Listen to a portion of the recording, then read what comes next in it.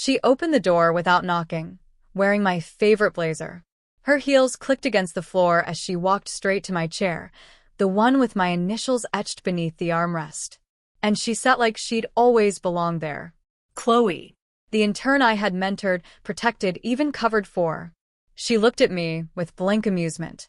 Behind her was Liam, my husband, her new boss. Their laughter spilled through the room before I even stepped inside. It stopped the moment they saw me. I stood there holding two things: the lunch I packed for Liam and the coffee he liked with cinnamon. My badge still worked. My name was still on the door. But suddenly I was the stranger. Chloe offered a fake smile, the kind I used to defend when others doubted her. Liam didn't smile at all, just shrugged and said, "Why don't you head home? We've got the pitch covered." I set the coffee down on my desk. Not a word, not a scream, just silence. I knew in that moment I was done being the loyal one in a room that had already replaced me. I didn't cry in front of them. I didn't scream or beg. I walked out calmly, heels clicking like armor, head held higher than I felt. But when the elevator doors closed, my knees buckled. That glass box became my confession booth, my funeral chamber, my escape route. I let it hit me there. What just happened? The betrayal, the humiliation, the stupid hope I had carried for weeks, thinking maybe I was imagining things. But I wasn't. They weren't even trying to hide it anymore. My marriage, my career, my mentorship, all dismantled in a single afternoon. I pressed my forehead to the metal wall and let the tears fall, hot and soundless. No one saw me. No one had to. That's the thing about quiet heartbreak. It doesn't need an audience to destroy you. When I reached the lobby, I wiped my face clean and walked out like I still had a place to go. But inside, I knew. They had taken everything. Or so they thought. That night, I sat across from Liam in our kitchen, the same space we once filled with homemade pasta, plans, and late-night brainstorming sessions. Now it felt cold, alien. He didn't bother looking up from his phone. I asked the question I'd avoided for weeks. "Are you cheating on me?" He didn't flinch, just slowly placed his phone down and met my gaze with chilling calm. "It's not cheating if you were never really a wife," he said. Like that sentence was a fact, not a knife. My breath caught. I couldn't speak. He pushed back his chair, walked to the fridge, and grabbed a beer. Just like that, conversation over. Marriage over. Reality shattered. I had given this man everything: my love, my loyalty, my late nights and early mornings. And he had rewritten our story into something disposable. I slept on the couch that night. Not because he asked me to, but because I couldn't stomach lying next to a man who saw me as less than human. Her name was Chloe. She had joined the company as an intern just 2 months ago. I was the one who vouched for her, who stayed late to help her understand the pitch decks, who bought her lunch when she forgot hers, who told the team to give her time. She was quiet, eager, wide-eyed. I saw a younger version of myself in her. That was my mistake. I gave her keys to doors I had bled to open, and she used them to lock me out. The shift was gradual at first: missed meetings, inside jokes between her and Liam, whispers that stopped when I walked in. But the day I found my favorite mug on her desk and my perfume in her drawer, I knew. Still, I told myself it was innocent, that she was young, that he wouldn't cross that line. But they had. And now they didn't even bother pretending otherwise. I had mentored my own replacement. Worse, I had welcomed her into my home. Work became unbearable. Liam undermined me in meetings, interrupted me mid-sentence, rolled his eyes at my data, laughed at my forecasts. Chloe sat beside him, pretending not to notice, biting back smiles when he cut me off. The office that I once ran with poise and grit became a theater of silent mockery. I was no longer the respected strategist. I was the exiled queen. People noticed, but no one said anything. That's how corporate cruelty works. It's quiet. It's polished. It hides behind passive agendas and neutral HR faces. When I brought up concerns, Liam smirked and said, "Don't be so sensitive." Chloe would nod along. Faux concerned. "Maybe you just need a break." Every day, I felt pieces of myself chipped away: respect, position, voice. They didn't fire me outright. No, that would be too honest. Instead, they set the room on fire and handed me a glass of water too small to matter. I still showed up, but part of me died a little each morning I walked in. Our anniversary came. 10 years. I wore the red dress he used to love. Made dinner reservations. Lit candles. He came home late, didn't look up from his phone. "Let's not do this," he said. "I need space." I asked what kind. He said, "Chloe's moving into the guest room. Just until she finds a new place." I stared at him, unsure if this was a cruel joke or an actual sentence from the man I married. But he said it like it was nothing. As if a decade could be erased with one sentence and a guest room key. I nodded slowly, numb, and walked to our bedroom. Packed a small bag. Toothbrush, charger, sweater. And I left. Not because I was weak, but because I knew I wouldn't survive staying. Not emotionally. Not mentally. The woman I was couldn't compete with the lie they were painting me into. So I chose dignity over denial. I walked out before I became a ghost in my own home. The next day, an HR email arrived. "We've received a formal complaint regarding your conduct." I blinked at the screen. Hostile behavior. Inappropriate tone. Undermining team morale. I reread the words twice. My hands shook. I knew where this came from. Chloe's name wasn't there, but her fingerprints were all over it. Liam would back her. Of course he would. I'd seen this playbook before. Erase the woman, discredit the voice, then blame her for the fallout. I was summoned for a hearing. No lawyer. Just internal protocol. I wore gray that day. No makeup. Just armor. They asked sterile questions. I gave surgical answers. But I knew the verdict was already written. Chloe had wormed her way into every crevice of the narrative. And I, once the backbone of that office, was now the liability. They asked me to resign gracefully. I nodded, walked out without a box or a goodbye. My name was gone from the door the next morning. Chloe sat inside. My legacy, now her accessory. No one called. No one checked in. Not the women I had mentored. Not the executives I'd fought for. My family suggested I forgive Liam. These things happened, they said. Start fresh. As if betrayal was a spilled drink to be mopped up and forgotten. I didn't argue.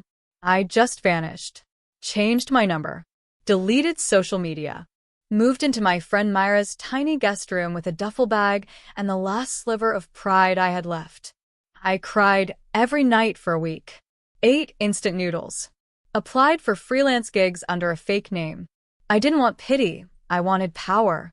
Quietly, slowly, I began rebuilding. One research project. One marketing plan. One strategy deck.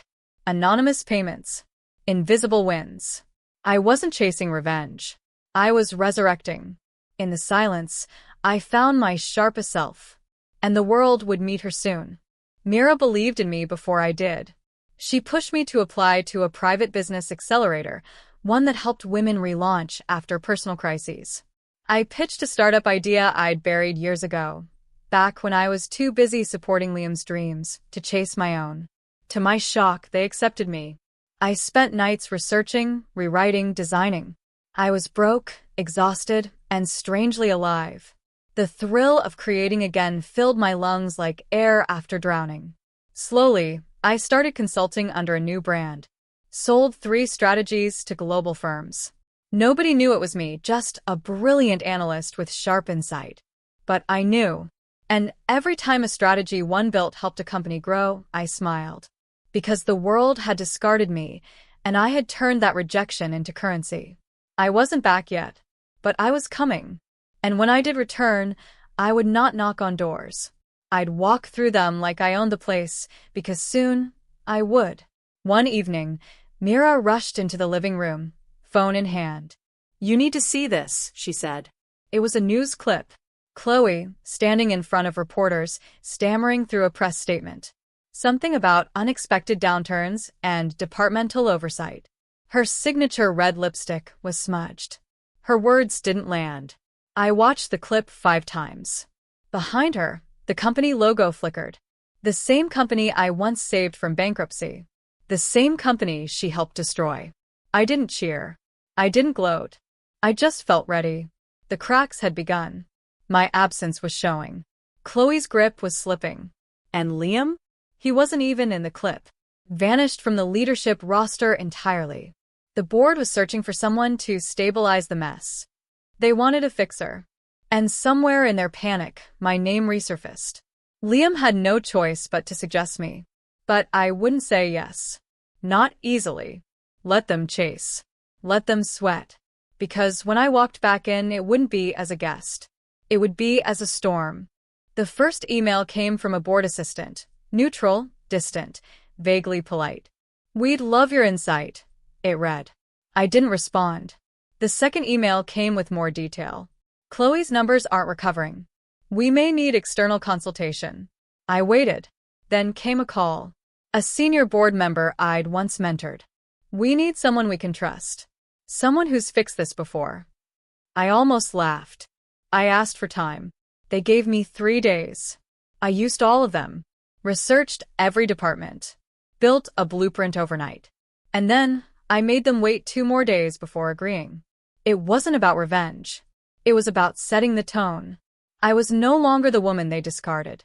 I was the one they needed. The one with leverage. When I finally replied, it was with one sentence. "I'll take the meeting. My terms only." And just like that, the tide turned. No one mentioned Liam. No one dared mention Chloe. The invitation came with silence, urgency, and respect.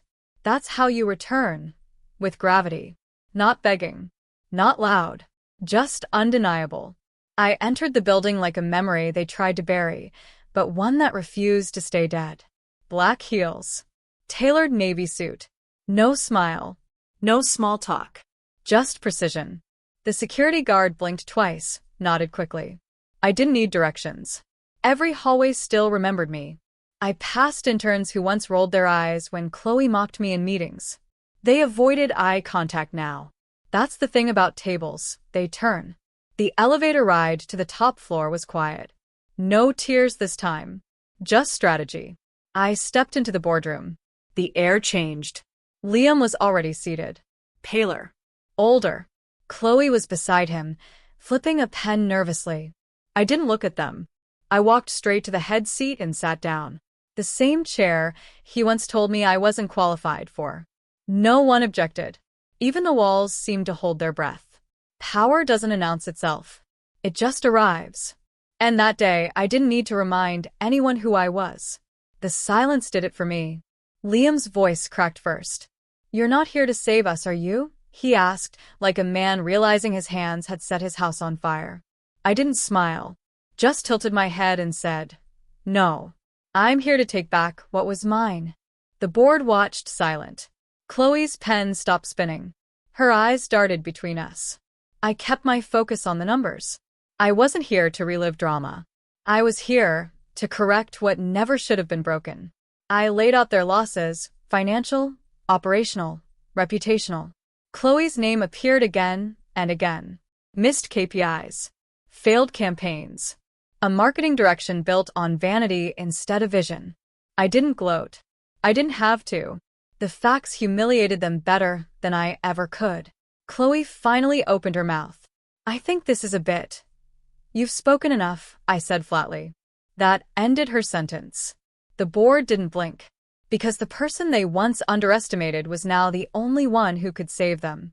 And they knew it. That day, I made no speeches. No grand monologues. Just metrics and accountability. Every number I showed had receipts behind it. Every flaw in their structure had my fingerprints in the fixes.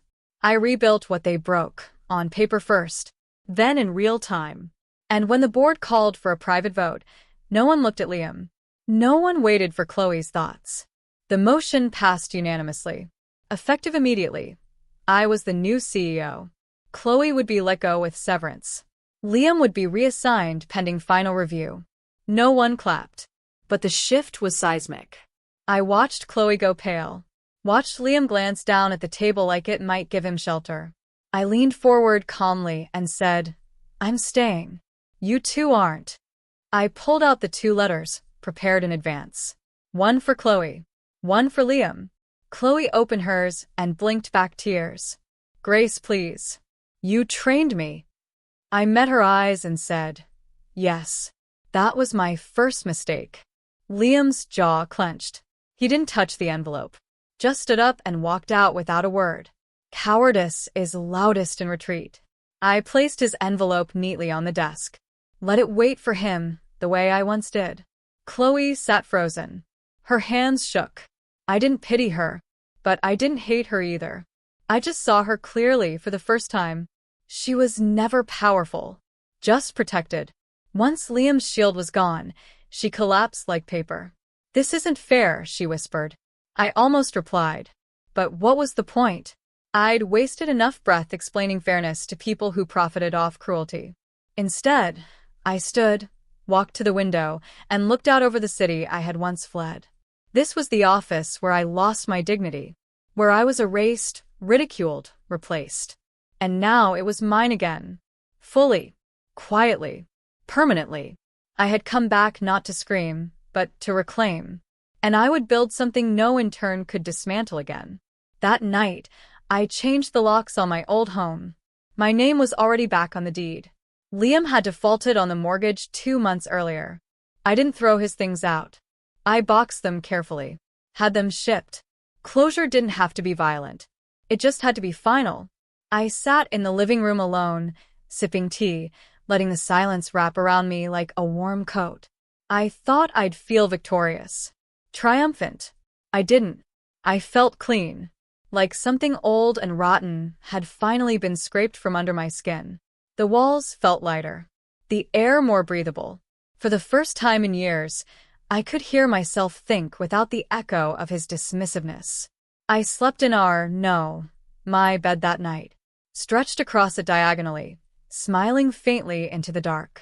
Not because I'd won, but because I was no longer losing pieces of myself trying to earn love from people who never knew what it was. Peace is a strange, unfamiliar feeling, but I welcomed it like a long-lost friend.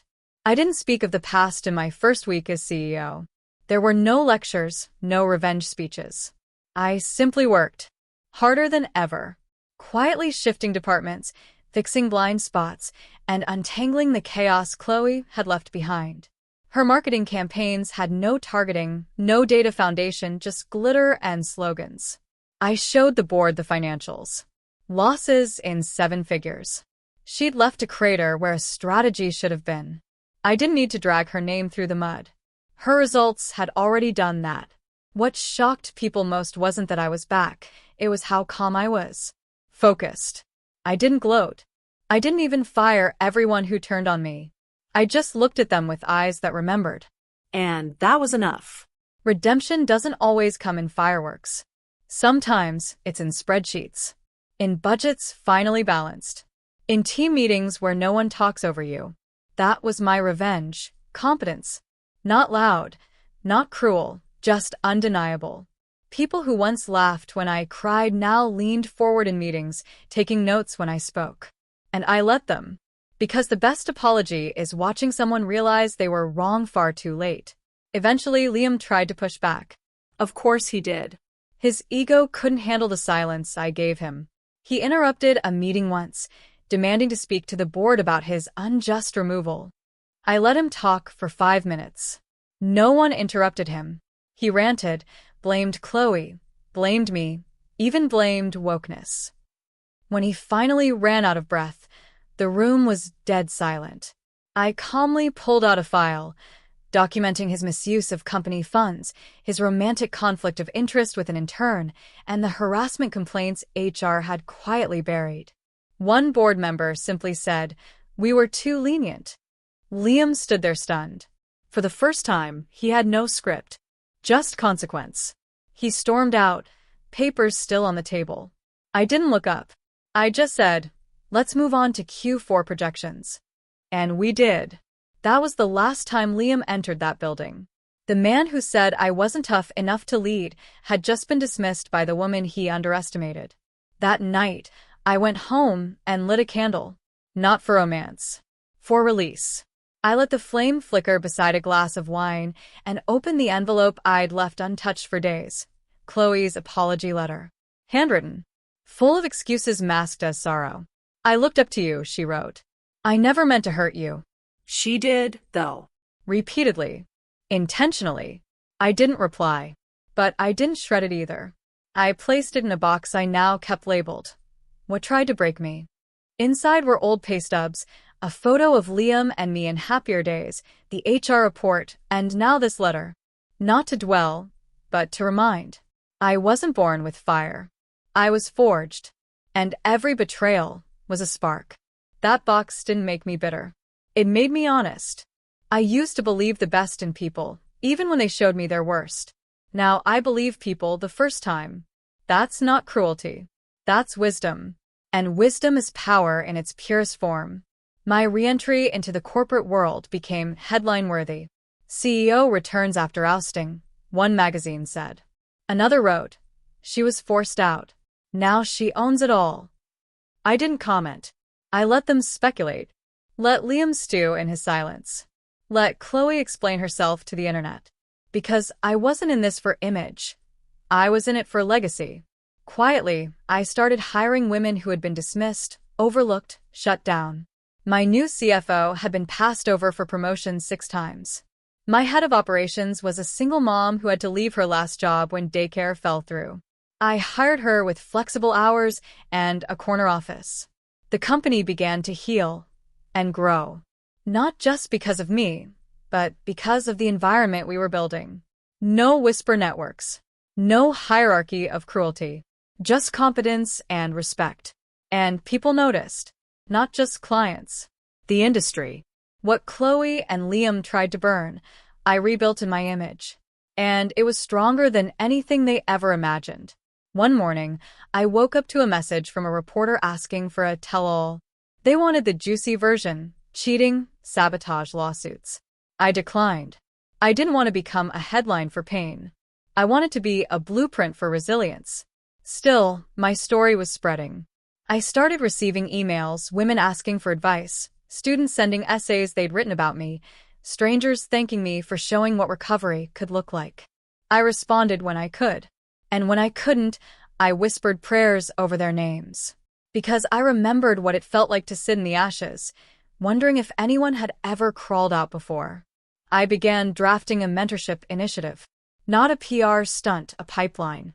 For girls who were told they were too much or not enough. I named it the Rebuild Project. And every time someone told me I was inspiring, I said the same thing. No. I'm just proof that pain is not the end. It's the door. Liam emailed me. Just once.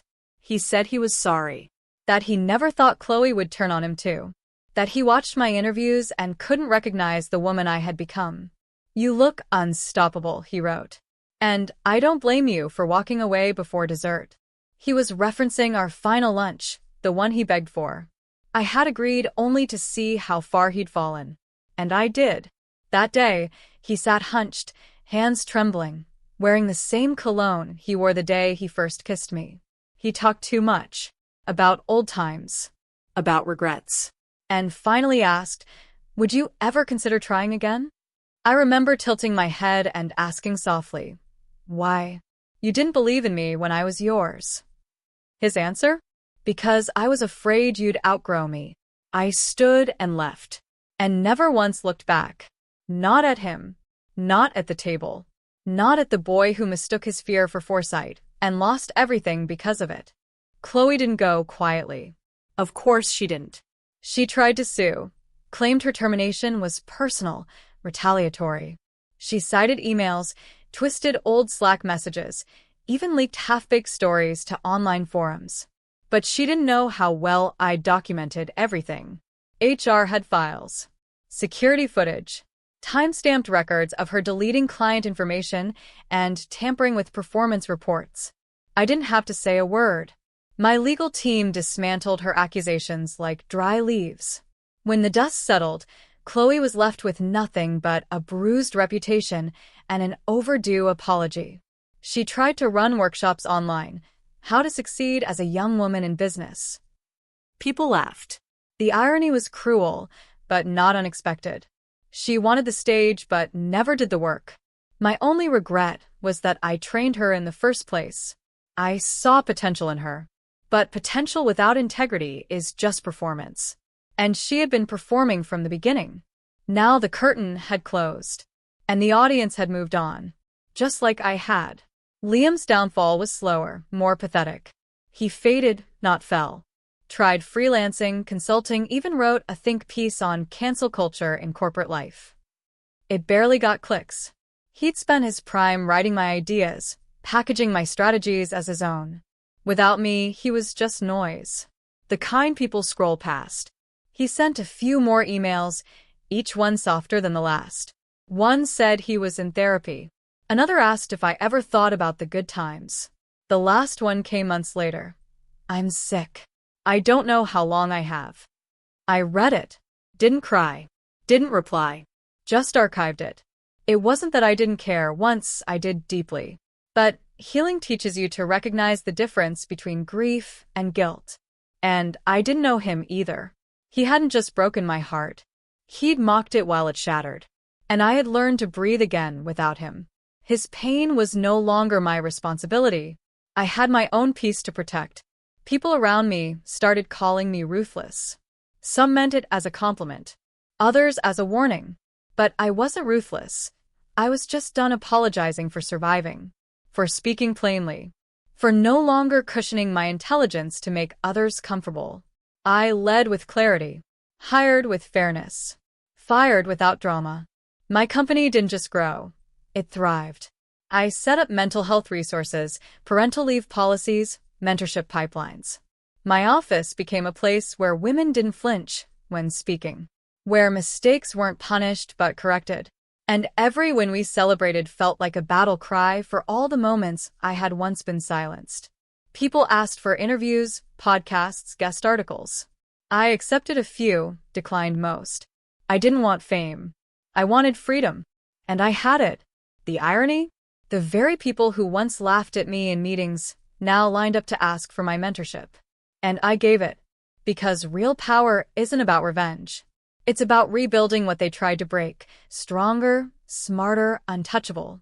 Then one afternoon, during a women's business forum, I was invited to speak. Not as a guest, but as the closing keynote. I stood on that stage under the lights, looking out at rows of faces, young, old, tired, brave. And I told them everything. Not with names. Not with spite. But with precision. I spoke of betrayal, of vanishing, of rebuilding from rubble. I talked about crying in elevators, eating noodles on couches, selling my brain to companies who didn't know they were being saved by a woman who had been discarded. I ended with this. They both laughed when I cried. But today, I signed their severance papers. The room erupted. Some clapped. Some cried. All understood. Because my story wasn't unique. It was just finally spoken aloud. Afterward, a woman approached me. She looked no older than 25. Hands trembling. Voice low. I just handed my own Chloe her resignation letter today, she whispered. I hugged her tightly and said, then this was worth it. And it was. The news cycle spun again. More headlines. More interviews. CEO rewrites the rules. From betrayed to boardroom queen. I ignored most of it. Let the PR team handle it. But behind the scenes, my mission expanded. I began funding scholarships. Not in my name, in the names of the women who never got second chances. Women whose stories died in silence. I created grants for single mothers, reentry fellowships for survivors of workplace trauma, and free legal aid for women fighting wrongful terminations. I didn't want statues. I wanted systems. One day, a familiar application crossed my desk. The name made me pause. Chloe. Not that Chloe, a different one. Young, eager, bright. Same age, same face full of hope. I stared at her essay, heart heavy. She wanted to study business. To learn how to be a strong leader who lifts others. I gave her the scholarship. Because revenge is short-lived. But rewriting the story for the next generation? That's power. That's legacy. And I was just getting started. The company became something people believed in. Not just a brand, but a culture. Investors lined up without me begging. Talent applied without me chasing. Interns were no longer treated like coffee fetchers, but like future leaders. We mentored instead of mocked. We promoted on merit, not proximity to power. I walked through the halls daily, not as a ghost, but as a force. People smiled when I passed, not out of fear, but because we'd built something real. I passed by the old meeting room, the one where I once stood humiliated while Liam and Chloe dismissed me like a nuisance. Now it had been remodeled. Glass walls, open seats, transparency, literally. And on the door was a new plaque. The rebuild room. My assistant said it was the team's idea. I didn't cry, but I did sit inside for a moment. Closed the door. Took one long breath. It didn't hurt anymore. Not even a little. That's how healing works. It arrives quietly. Not with fanfare, but with a kind of stillness. And in that silence, I realized I had won.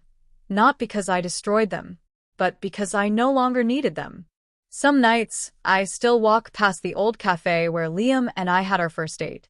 It's changed hands. Different name. But the table's still there.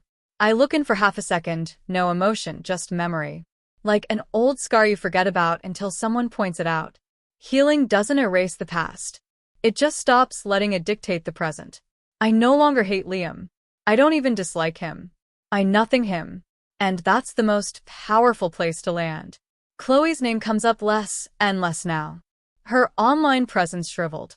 A few people from her circle tried reaching out to me later. Apologies. Excuses. Explanations. I ignored them all. My peace is not a discussion.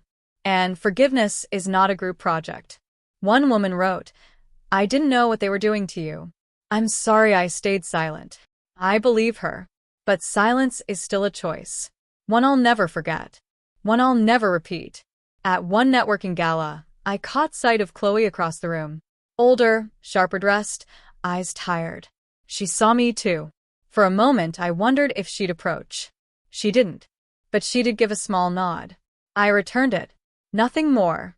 We weren't enemies anymore. We were just two women who took different roads, and only one of us survived the storm we helped create. I walked away first. Not because I was stronger, but because I had no interest in reliving what I'd already healed from. That's the mistake they all made, thinking I wanted revenge.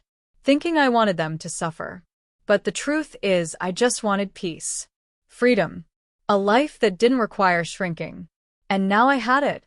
In every room I entered, I was no longer the underestimated girl trying to prove herself.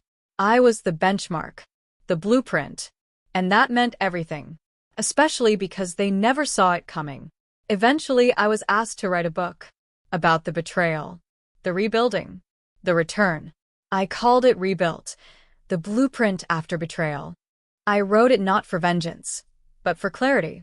For the girl crying in an office bathroom, wondering if her pain would ever end. For the woman being told she's overreacting while her ideas are stolen. For every person who stayed too long where they weren't respected, hoping love or loyalty would make someone change. I wanted them to know, you don't have to burn yourself down to keep others warm. And even if they laugh when you cry, there's a day coming where you'll sign their severance papers, with clean hands and a calm heart. The book hit bestseller lists. But that didn't matter. What mattered were the emails, the messages, the quiet thank yous from people I'll never meet. They saw themselves in my story. And they realized they could write a better ending. That's all I ever wanted. One day, I received a letter in the mail. Handwritten. No return address. Inside were just 6 words. You didn't need me. I know. No name. But I recognized the handwriting. It was Liam. I didn't feel triumph. Just closure. I placed the letter in that same box. The one labeled what tried to break me. The box was nearly full now. But so was my life. My office had fresh flowers. My team brought me coffee without being asked. My days ended in laughter, not tears. I had everything they tried to convince me I'd never earn on my own. And I earned it not by being cruel, but by refusing to stay small. I still remember that afternoon when they both laughed and dismissed me like I was no one. It used to haunt me. Now it fuels me. Because on the day I signed their severance papers, They didn't laugh. They didn't speak. They just watched, powerless, as the woman they once belittled became the name on the door. I rarely think about them anymore. Not because I've forgotten, but because they're no longer central in the story of my life. They were a chapter, maybe even a few. But the book moved on. And so did I. My mornings now start with purpose, not panic. My mirror reflects strength, not strain. And my office walls are filled with art from local female artists I now sponsor. Once, I had begged to be seen. Now I decide who gets the spotlight. And I use it well, not to gloat, but to lift. To build the kinds of rooms I once dreamed of being invited into. That's the real triumph, not taking their power, but becoming powerful enough to give others a platform. One of my interns, shy and brilliant, once said, "You make me feel like I belong here." I smiled and replied, "You do. No one will ever have to shrink to fit in this place." And I meant it, because what nearly broke me became the blueprint for what I now protect. And I protect it fiercely. At our 5-year anniversary party, I stood on the rooftop of the building they once ran, now bearing my name in brushed gold letters. The skyline sparkled, but it was the people that made the night magic. My team danced, laughed, toasted one another. Not a single person looked over their shoulder. No one whispered behind backs. I stood with a glass in hand and watched them, the engineers, the creatives, the assistants, the executives. All chosen for talent. All valued for more than titles. And in that moment I realized something. The revenge I'd once thought I needed, it had quietly transformed into something softer, stronger. Legacy. A life built not on proving them wrong, but proving myself right. That I was never too emotional, never too ambitious, never too much. Just too powerful for the places that couldn't hold me. I didn't just take back what was stolen, I turned it into something better. And no one would ever laugh at that again. I still get asked sometimes, what would you say to Liam or Chloe if you saw them today? My answer never changes. Nothing. I'd say nothing. Not because I have nothing to say, but because silence says everything. Silence says, I don't need to explain. That I'm past the place where their approval holds weight. And that's a power few ever understand until they've earned it. I don't wish them ill. I don't wish them anything. I wish for the women coming after me to rise faster, fall less, and never mistake cruelty for love or manipulation for mentorship. I tell them, trust your gut, guard your ideas, and never let anyone convince you your light is too much. The world doesn't need you small. It needs you on fire, in the right rooms. That's the legacy I care about now. Not the ruins I escaped, but the doors I leave open behind me. So others never have to start from ashes the way I did. Some scars stay. Not visible but cellular. I still check doors twice. Still flinch when someone says, let's talk, fearing bad news. But I also smile more, rest more, speak softer, knowing my voice doesn't need to be loud to be heard. Healing doesn't mean the pain never happened. It means the pain no longer runs the show.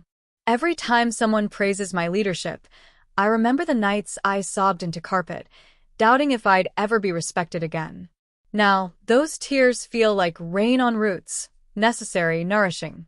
Without them, this version of me wouldn't exist. The one who says no without guilt, who trusts fewer people, but trusts herself completely, who signs her own checks, who never again hands over power in hopes of love. I still dream about that laugh sometimes, the one they shared when they thought I was broken.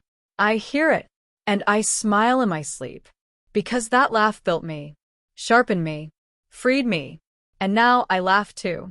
The Rebuild project expanded into a global movement. Women across continents started local chapters, conferences, grants, legal aid, anonymous therapy sponsors. And it all began because someone once told me I wasn't wife material, wasn't CEO material, that I should go home and let the adults work. I think of that often, not with bitterness, but awe at how wrong they were, and how many others believed it until someone stood up and said, no more. That someone turned out to be me, not because I was special, but because I was willing to rebuild when everything fell apart. Because I let pain teach me instead of harden me. And now, I see the proof of that choice in every success story we fund, every young woman we mentor, every survivor who emails us saying, "Because of you, I didn't give up." And I write back always, "Because of you, I didn't either." Healing isn't a destination. It's a cycle. And we're just getting started. The last time I saw Liam, I didn't plan it. He was sitting outside a pharmacy. Looked tired.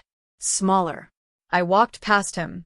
He looked up, and I could tell he recognized me. But he didn't say a word. Just nodded. I nodded back. No anger.